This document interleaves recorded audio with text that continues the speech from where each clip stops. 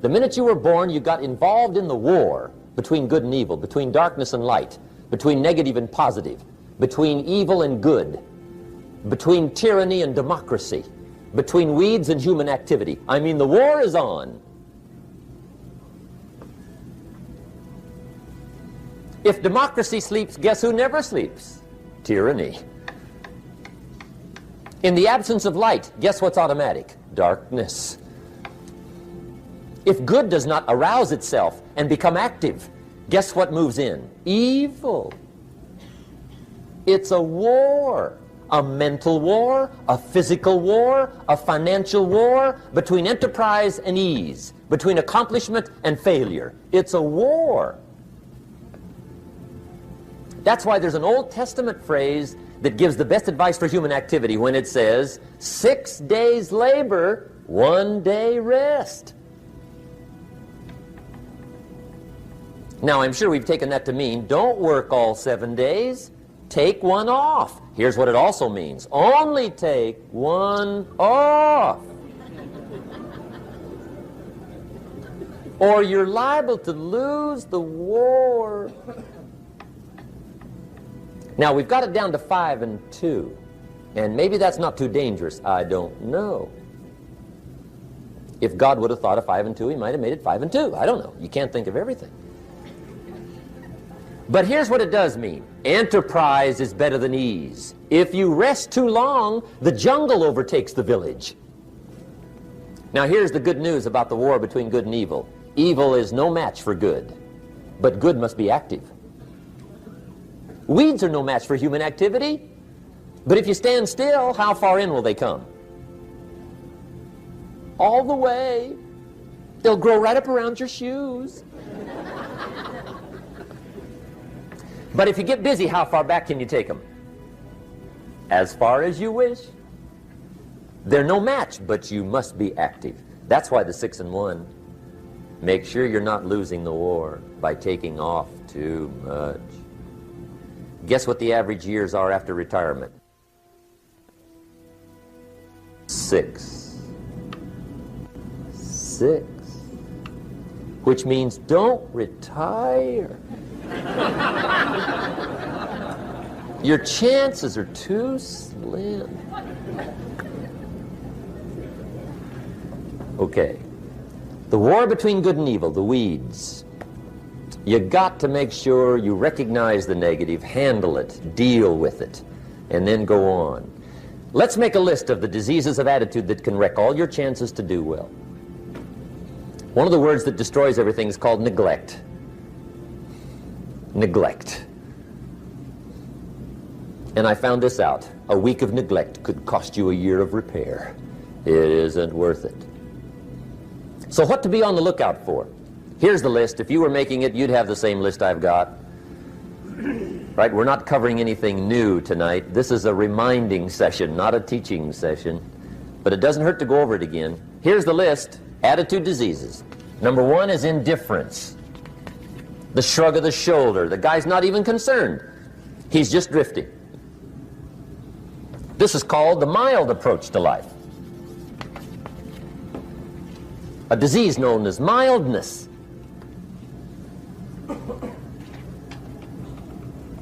The guy says, well, I can't see getting all that worked up. Well, to be any kind of winner, you got to get worked up. There's one problem with drift. You cannot drift to the top of the mountain.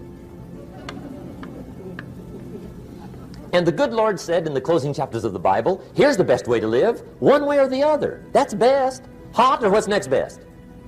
Cold is next best to hot. Not the half-baked middle, lukewarm, not too hot, not too cold. What a sad way to live. I think what it means is pick a direction and go with everything you got. Just pick one and go. Somebody says, yeah, but what if it's the wrong direction? You'll find out quicker. It won't take you 25 years to wake up and say, oh no, I've been walking the wrong road. I told my staff the other day, next best to prosperity is adversity. If one doesn't get you, pray for the other. We all do better from one of two reasons, inspiration or desperation. And I don't wish anything bad on you tonight, but if you're not inspired, I hope a wagon comes down your rut.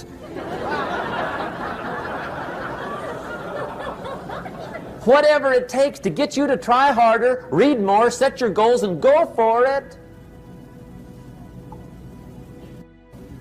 Somebody asked me one time, what quality would I pick if I wanted to work with somebody? And you know what I picked first? Number one, strong feeling. Please, number one, give me somebody that feels strong about most anything. I don't even care, just so they believe it. Even if they disagree with me. Wonderful, just so they disagree vigorously. I'm not saying it's easy to win those kind of people to your point of view, but I'd rather do that than to try to resurrect people from the dead. Pump them up every month, pump them up, pump them up. I pass. The good Lord needs a leader for the early Christians. Remember the early days of the Christians? Not like today. If you were to stand up in the early days and say, I'm a Christian, cut off your head, toss you and your wife in jail, let you rot. I mean, those were ugly days. Being a Christian back then was not called socially acceptable. They didn't have 125,000 in the Los Angeles Coliseum to hear Billy Graham on a Sunday afternoon. Not back in those days. Back in those days when the Christians got in the Coliseum, it was a different story, right? I mean, the word was, stay out of the Coliseum, especially on Sunday. Last Sunday it was Lions 33, Christians nothing. See, those were mean, tough struggle days for the Christians. Now, when the days are mean and tough and struggling, you got to have some kind of leader. Do you know who the good Lord picked for the leader when the days were mean and ugly? Saul from Tarsus. That's who he picked, Saul. I'll tell you what, I would have picked him. You would have picked him. Anybody would have picked Saul. Saul was one of those incredible guys. Once he got into something, look out. Everybody in the community knew what Saul was in. Because whatever he joined, he'd flip all the switches, open up all the dials, turn on all the faucets, and go like mad. He was known as All-Out Saul. I mean, he was something else. Now, at first, it wasn't working out well. Saul hated Christians, which makes a poor leader, right? I mean, that won't work. Saul got this bug somewhere about the Christians. He got to hating Christians. And he hated them so bad, every time somebody would say Christian, he'd fly into a rage. And I guess he decided one day, it was his mission in life to get rid of all the Christians. He was Saul anyhow, could do most anything he wanted to. So he got him these letters of authority to go around to the various communities and hunt down the Christians. They said, do whatever you want to with them, Saul, they're unpopular anyhow. Drag them in the streets, whip them, stone them, torture them, kill them. You mention the name Saul from Tarsus to the early Christians, I'll tell you what they would do. They would run, hide, lock the doors, leave town, dive underground. I've been in the catacombs of Rome where they hid. He was mean. I mean, terribly mean. But remember the story? One day Saul's making it for Damascus. Heard about some new Christians, flies into a rage, takes off for Damascus. And the story said he was angry. There's a little sentence in the story that says, on his way to Damascus, he was breathing out threatenings and slaughter, which meant he felt rather strong about the idea, right? That's strong, that's strong. But on this journey, right, according to the story, as Saul was making his way to Damascus, the good Lord looks down out of heaven and says, there's my man, Saul. He's got to be something else. And according to the story, this great light shines out of heaven, knocks him flat, right off his horse, grinds his face in the dirt, and blinds him for 3 days. The good Lord using recruiting tools we can't use, but when you're Lord, right? To make a long story short, Saul from Tarsus becomes converted to Christianity. He becomes Paul, the great leader, the apostle. And without a doubt, the good Lord got him a dandy. One he didn't have to pump up every month. In one of his later writings, he said, the things I once hated, I now love. The things I once loved, I now hate. See, that's strong. Here's the key to the good life. Learn to put everything you've got into everything you do. Whatever you are doing, pour it on. It will quickly open up into opportunity or quickly disclose to you that you ought to be doing something else. The delusion is, if I had a better job, I'd really pour it on. See, that's delusion. Wherever you are, pour it on. Don't give somebody half a job for a day's pay. Pour it on. See, that'll help change your life. Get rid of this disease.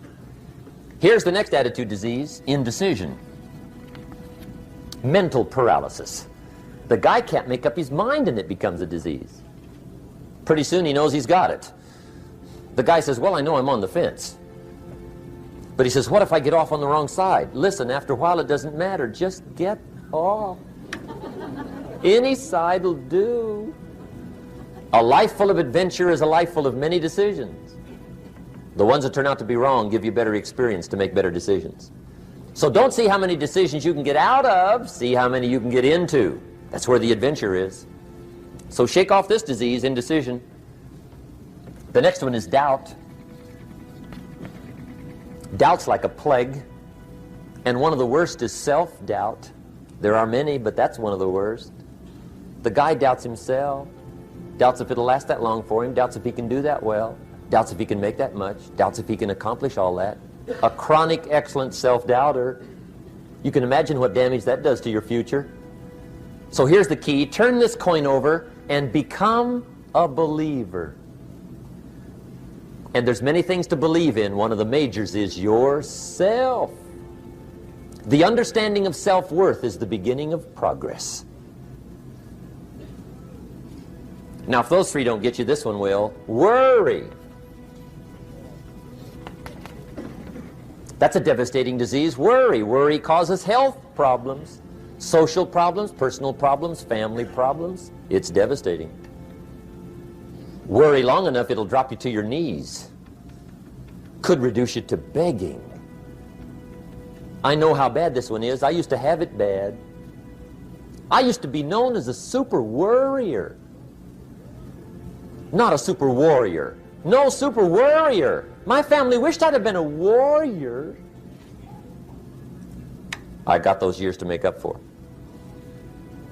But I'll tell you what. My advice to you is do what I finally did on worry. Give it up. Who needs it? I'm not saying it's easy. I'm saying it's worth it.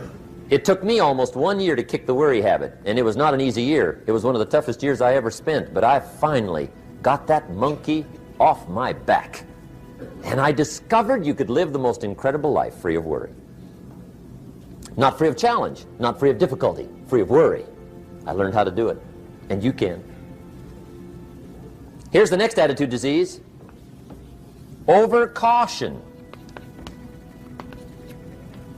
Some people never will have much. They're too cautious.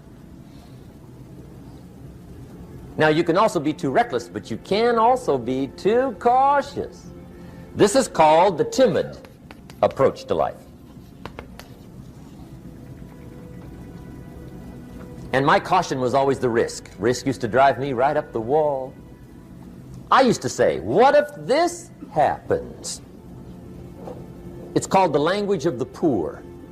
What if this happens? And on top of that, if this was to happen, look at the fix I'd be in. I better not try. I could always ace myself out. Then I'll tell you what changed my whole life when I finally discovered it's all risky. The minute you were born, it got risky. If you think trying is risky, wait till they hand you the bill for not trying. If you think investing is risky, wait till you get the tab for not investing. See, it's all risky. Getting married is risky. Having children is risky. Going into business is risky. Investing your money is risky. It's all risky. I'll tell you how risky life is. You're not going to get out alive. That's risky. The Englishman says, well, if that's the way it's going to work out, let's give it a go. Right, that's what it's for. Give it a go. Somebody says, yeah, but I'm looking for safety and security. Fine, then huddle in a corner. We'll cover you with a sheet, bring you 3 meals a day. And we'll protect you, feed you, look after you, care for you. We won't let anything happen to you, and you'll probably live to be 100. The guy said, well, yeah, I'd live to be 100. But what a way to live. Right. What a way to live, safe and secure. Don't ask for security. Ask for adventure. Better to live 30 years full of adventure than 100 years safe in the corner. And see, it's not important how long you live. What's important is how you live. Here's the next attitude disease. We're almost through with this motley list. In fact, we're almost through. Hang on. The next one is pessimism. Pessimism, the deadly disease of always looking on the bad side, the problem side, the difficult side, checking all the reasons why it can't be done. The poor pessimist leads an ugly life. He doesn't try to figure out what's right. He tries to figure out what's wrong. He doesn't look for virtue. He looks for faults. And when he finds them, he's delighted. How ugly. This is the poor guy who looks through the window, doesn't see the sunset. He sees the specks on the window.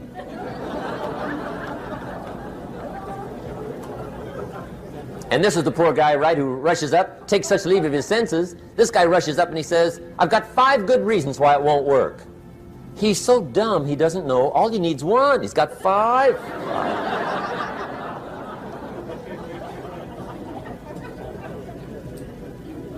To the pessimist, the glass is always half empty. To the optimist, the glass is half full.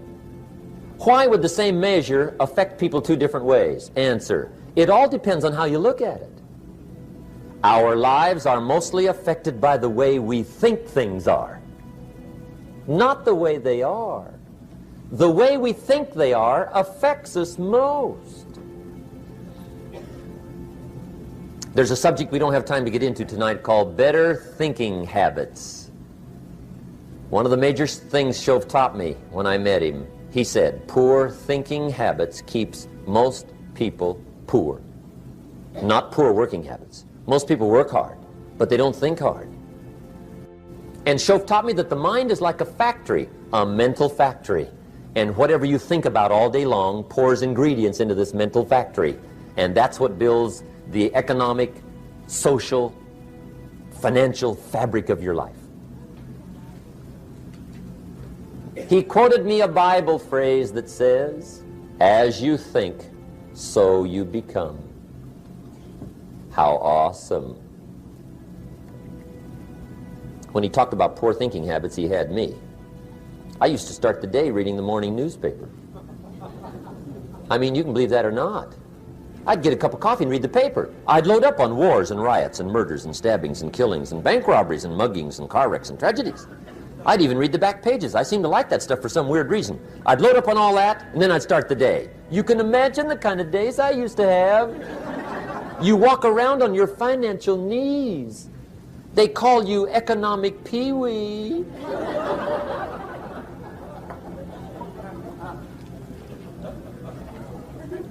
The guy says, I want to be a great leader. Wonderful. The first thing we do is follow him to his house. When we get there, we walk in and check his library, number 1. Somebody says, well, why check his library? The reason is because what a man reads pours massive ingredients into his mental factory, and the fabric of his life is built from those ingredients. You would not believe what some people have got in their house to read. You would not believe. One of the best dressed up words I know for a lot of it is trash. Can you imagine dumping a barrel of trash into this mental factory every day and coming out with a rich, dynamic, positive life? It can't be done. You might as well try making a cake with cement. The kids back in Danbury, Connecticut, high school, They're asking me questions one day. I'm talking to the kids. Kids got good questions these days. One of them said to me, Mr. Rohn, how do you build the good life? I said, it's simple. It's not easy, but it's simple. Here's how you build anything. Select the right ingredients, keep out the wrong ingredients, and it starts with thought. Everything starts with thought. So you must be wise and careful what you think about, because that starts everything. You got to be wise and careful. I asked the kids, what would happen if somebody dropped sugar in my coffee? They said, well, you'd be okay. I said, what if somebody dropped strychnine in my coffee? They said, well, you'd be dead. I said, correct. Lesson 1. Life is both sugar and strychnine. You gotta be careful. I said, what if my worst enemy drops in the sugar? They said, will you be okay? I said, what if my best friend, even by accident, drops in the strychnine? They said, well, you'd be dead. I said, correct. Lesson 2, watch your coffee.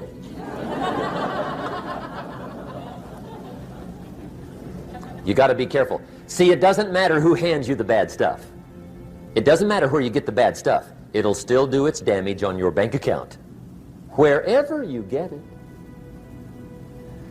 Mr. Schoaf gave me one of the greatest phrases when I first met him, when he said, Jim, every day stand guard at the door of your mind.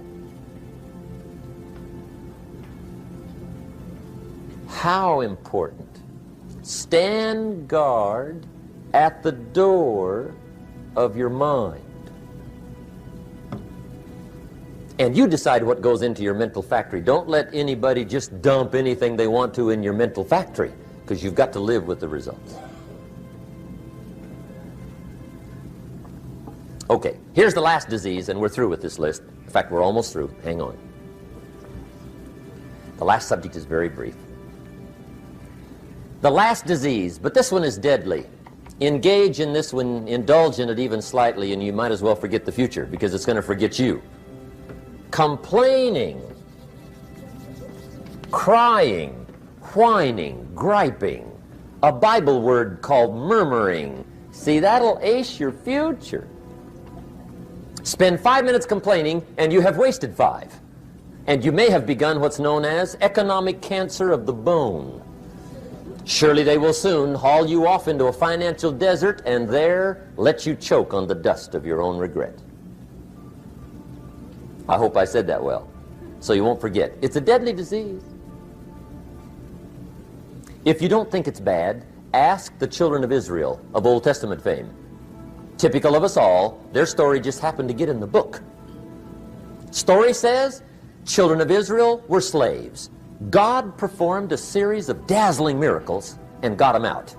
And now they're heading for the promised land. Remember the story? Heading for the promised land. Tragedy of the story, they never got there. Reason. From day one, they started to complain. They griped about the water. They griped about the weather. They whined and cried and griped about the food. They griped about the leadership. They whined and cried because it was too far, too cold, too hot, too difficult, too miserable. I mean, they whined and cried for years. Finally, God said, I've had it, trip canceled. Or something like that. The story says they died in the desert, never got to the promised land.